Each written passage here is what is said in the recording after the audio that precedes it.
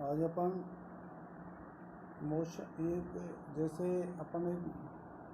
अपने पास में कोई स्मूथ वर्टिकल सर्कल दे रखा है। इस स्मूथ वर्टिकल सर्कल के जैसे हाईएस्ट पॉइंट से कोई भारी कण है, उसको यदि मान लो स्लाइटली डिस्प्लेस्ड कर दिया जाता है, तो वह क्या है कि एक ऐसी इस वृत्त के एक बिंदु पर इस वृत्त को छोड़ देता है और वह अंडर ग्रेविटी क्या है पार्टिकल मोशन करता है।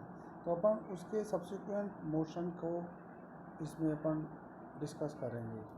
तो जैसे अपन एक हैवी पार्टिकल है, heavy particle is slightly displaced from the position of rest from the highest point.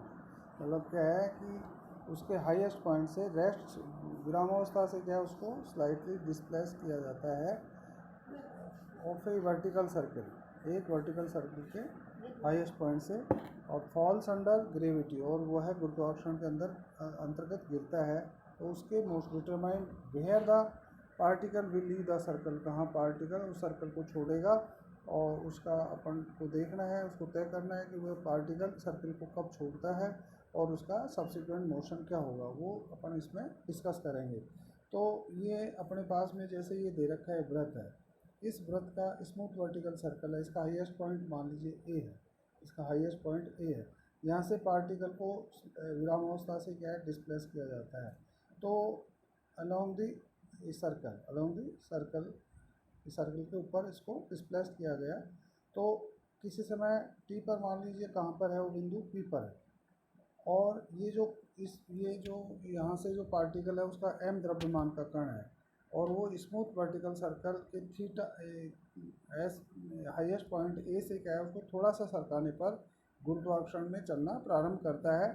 और टी समय पर मान लीजिए कण कहाँ पर है, पी बिंदु पर है, टी समय पर पी बिंदु पर है, जहाँ कण का वेग क्या है v है, तथा P पर प्रतिक्रिया क्या है, ये बिंदु P है, इस पर प्रतिक्रिया क्या है, रिएक्शन है P एच आर। तो अपन ये देखते हैं कि ये जो OP है, ये OP जो है ये वर्टिकल जो है इसके साथ कितना एंगल बना रहा है, थीटा, ये थीटा। और ये मान लीजिए एक्चुअल डिस्टेंस कितनी है, ए से P की जो अचापीय दूरी वो S है, तो S बराबर क्या हो जाएगा ए थीटा। तो और P बिंदु पर अपन ने क्या माना है, P बिंदु पर वेलोसिटी क्या है, v है, तो ये एंगल थीटा है। इस P बिंदु पर अब अपन देखते हैं इसका जो वेट है, इस पार्टिकल का वेट है mg, वो क्या होगा, वर्टिकली डाउनवर्ड एक्ट करेगा। तो अब इस पे अलोंग द टेंजेंट और along normal equation of motion लिखते हैं एट पॉइंट P। तो अलोंग द टेंजेंट क्या होगा, along the tangent equation of motion क्या होगा, इधर ये क्या हुआ, इधर पी के along the tangent at P पर जो है थीटा के बढ़ने की दिशा में क्या होगा, इसका फोर्स क्या होगा, M D square S upon D T square, या M V D by D S. और इधर जो ये एम जी है, ये चूँकि ये एंगल ए ओ पी क्या है, थीटा है, तो ये चूँकि ये ए बी पैरेलल टू ये जो इसके है, जैसे एम जी का जो वेट है वर्टिकली डाउनवर्ड एक्ट कर रहा है उसके पैरेलल, तो ये एंगल थीटा है, ए ओ पी थीटा है, तो ये क्या हो जाएगा ओ पी वाई, ये भी क्या होगा, थीटा होगा। इस पी बिंदु को मान लीजिए अपन मूल बिंदु मान लें, और इससे गुजरने वाली ये पी एक्स, इसको एक्सिस ऑफ एक्स मान लें, और ये इसके लंबवत जो रेखा है पी वाई, इसको क्या मान लीजिए, मान लो एक्सिस ऑफ वाई मान लो। तो ये एंगल थीटा है, ए ओ पी भी थीटा है, और ये एंगल भी क्या है, ओ पी वाई, ये भी थीटा है। तो एम जी का ये एंगल थीटा है, और ये अलोंग द टेंजेंट क्या हो जाएगा, ये थीटा है, तो ये कितना बचेगा, क्योंकि ये रेडियस और ये टेंजेंट आपस में 90 डिग्री है, तो ये एंगल थीटा है, तो ये कितना बचेगा, 90 माइनस थीटा बचेगा। तो इसलिए along the tangent equation of motion क्या होगा, M D square S upon D T square, या M V D by D S बराबर M G cos of 90 minus theta, M G cos of 90 minus theta हो गया। कोस of 90 minus theta बराबर क्या होता है, साइन थीटा। तो इसको फिर M D square S upon D T square को अपन क्या लिख सकते हैं, V D Y D S लिख सकते हैं।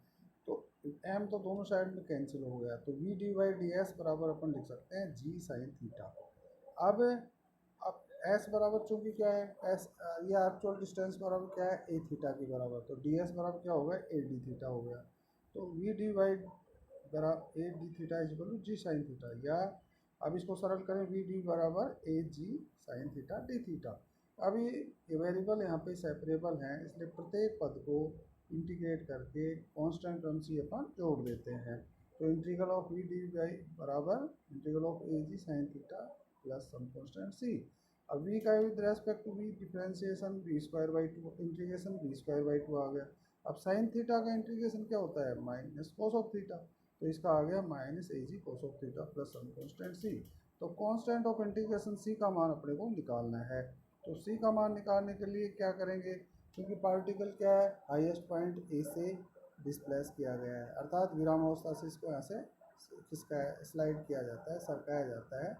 तो अब स्लाइटली इसको डिस्प्लेस किया गया है, तो जब थीटा है जीरो वी जीरो, तो थीटा है जीरो वी जीरो, ये अपन इसमें रखेंगे तो सी बराबर क्या आएगा, ए जी आएगा। तो सी का वैल्यू यहाँ पे रख देंगे वी स्क्वायर बाई टू बराबर minus A G cos of theta plus A G. अब इसमें से ये ए जी कॉमन ले लें तो क्या आएगा, one minus cos of theta, और या वी स्क्वायर बराबर क्या आएगा, two A G into one minus cos of theta. तो एक तो वेलोसिटी का स्क्वायर, वेलोसिटी एट पी का स्क्वायर क्या आ गया, एट पी का square is equal to A G into one minus cos of theta.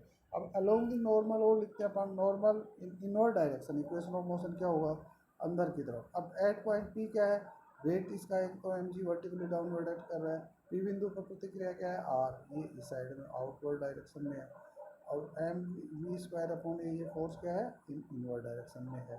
तो अब अपन जैसे equation of motion along the normal, along the normal in inward direction देखें जैसे, तो एट पॉइंट पी तो क्या आएगा, M V square upon rho, rho means यहाँ पे क्या है, rho means radius of curvature for the circle, rho is equal to उसका रेडियस के बराबर, तो रो बराबर ए।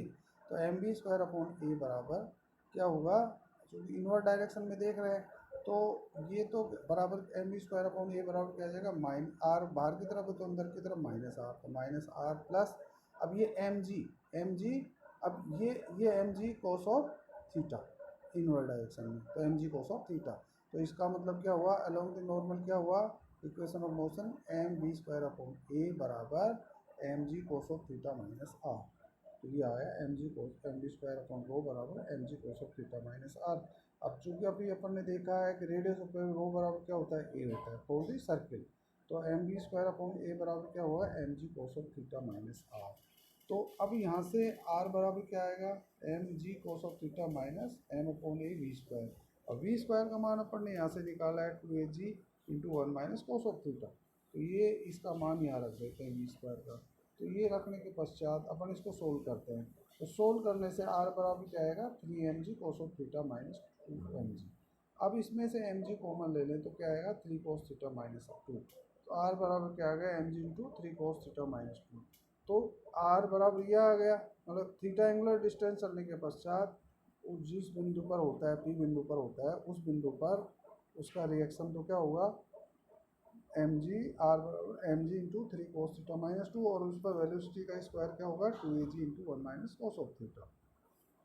तो जब कण वृत्त को छोड़ता है, पी बिंदु पर मान लीजिए छोड़ता है, तो उस स्थिति में आर इज जीरो, तो आर इज जीरो होता है, तो उस स्थिति में उस कोस, तो इसका मतलब three cos theta minus two बराबर जीरो, या कोस थीटा बराबर टू बाई थ्री। तो इस या theta is equal to cos inverse two by three, मतलब इस एंगुलर डिस्टेंस पे कण ये वृत्त को छोड़ देगा। तो और उस स्थिति में जब ये कण वृत्त को छोड़ता है, उस टाइम इसकी वेलोसिटी क्या होगी, कोस थीटा बराबर टू बाई थ्री इसमें रखेंगे, इस सूत्र में रखेंगे V square by two A G into one minus cos of theta. तो वी स्क्वायर बराबर क्या आएगा, two A G into one minus cos theta में टू बाई, तब तो वी स्क्वायर बराबर क्या आ गया, two by three into A G आ गया। तो इस तरह से अपन ने देखा कि जब कण वृत्त को छोड़ता है तो उस टाइम कोस थीटा बराबर क्या होता है, टू बाई थ्री होता है, और इसकी वेलोसिटी का स्क्वायर क्या होता है, टू बाई थ्री ए जी होता है।